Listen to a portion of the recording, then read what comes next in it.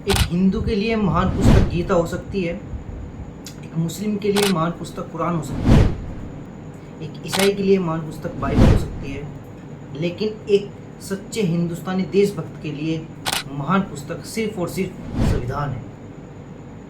तो शुरू करते हैं दोस्तों। आज का हमारा टॉपिक है, जो हमारा भारत देश है वो राष्ट्र है या राज्य है। कई लोग राष्ट्र बोल देते हैं कि मेरे अंदर राष्ट्रवाद कूट कूट कर भरा है, ठीक है। कोई लोग बोलते हैं अरे मेरे अंदर बहुत राष्ट्रवाद है, मैं राष्ट्रवादी व्यक्ति हूँ। तो यही बात आज जानते हैं कि भारत देश एक राष्ट्र है या राज्य है।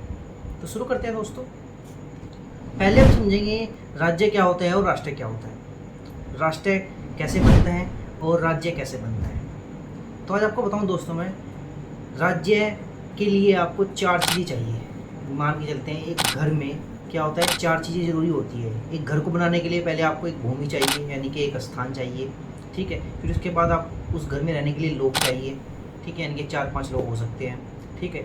फिर उसके बाद उस घर में कोई मुखिया चाहिए, ठीक है, जो घर का निर्णय ले सके, बाहरी रूप से भी आंतरिक रूप से भी, घर के भी निर्णय ले सके और बाहर के भी निर्णय ले सके, वो परिवार। फिर चौथी चीज़ जो है वो है संप्रभुता, यानी कि घर में संप्रभुता हो, पूरा परिवार है, पूरे परिवार की भलाई के लिए जो डिसीजन लिया जाएगा वो उन सब के माध्यम से लिया जाएगा। सब लोग अपनी मर्जी से, यानी कि सब लोग अपना निर्णय ले सकते हैं, तो यानी कि घर के अंदर भी सब निर्णय जो होंगे वो खुद लेंगे। वो व्यक्ति, कोई बाहरी व्यक्ति, कोई दूसरे परिवार का व्यक्ति हमारे परिवार में आके दखल नहीं देगा, और ये दूसरे के परिवार में जाके दखल नहीं देंगे।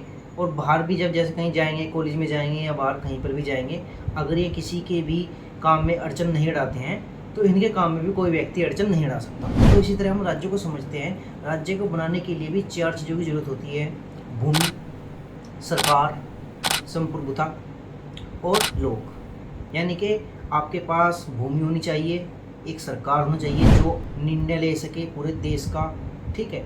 फिर तीसरी चीज़ होती है आपका संप्रभुता, यानी कि बाहरी रूप से विदेशों से जो कारोबार करना है या राजनीति वाली चीज़ें जो भी डिस्कशन करनी है, वो क्या कर सकता है, वो एक देश क्या करेगा, अपने आप ही बाहरी निर्णय, आंतरिक निर्णय खुद ले सकता है। उस पर किसी दूसरे देश का दबाव नहीं है कि भाई आपको ये निर्णय लेना है या आपको ये निर्णय लेना है, ठीक है। तो एक तरीके से खुद ही वो देश अपना निर्णय लेगा। चौथी चीज़ क्या है? चौथी चीज़ है लोग। उस देश में रहने के लिए लोग भी चाहिए, तो उसको हम क्या कहेंगे, राज्य कहेंगे।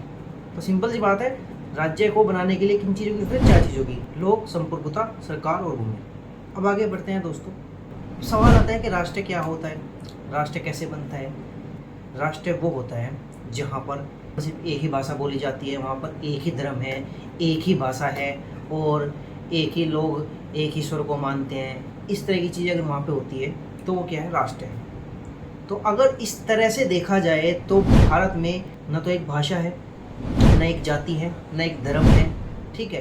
तो एक तरीके से भारत एक राष्ट्र नहीं है अगर इस प्रकार आप देखें। अब जो हमारा पड़ोसी देश है पाकिस्तान, उसके बारे में हम बात करें, वो क्या है, वो राष्ट्र राज्य है। वो कैसे हैं वो मैं आपको बताता हूँ दोस्तों।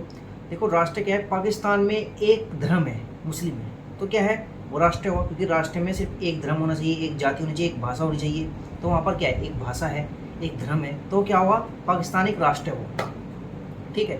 राज्य कैसे बना? राज्य वो इसलिए बन गया क्योंकि उसके पास राज्य की 4 चीज़ें आ गई बाद में। कैसे आ गई? क्योंकि भारत ने उसको 1939 में भूमि दी, तो भूमि आ गई उसके पास। फिर उसके बाद वहाँ पर रहने के लिए लोग आ गए, 2 चीज़ उसके पास हो गई राज्य की। फिर तीसरी चीज़ उसके पास संप्रभुता आ गई। फिर चौथी चीज़ उसके पास सरकार आ गई। तो एक तरीके से वो राष्ट्र राज्य हो गया। पहले राष्ट्र था, अब राज्य हो गया। और आपको समझ में आएगा कि भारत एक राष्ट्र नहीं राज्य है, और इसीलिए भारत के जो संविधान है उसमें जो उद्देशिका है, ठीक है, जो प्रस्तावना है उसमें लिखा गया है भारत एक गणराज्य है, ठीक है।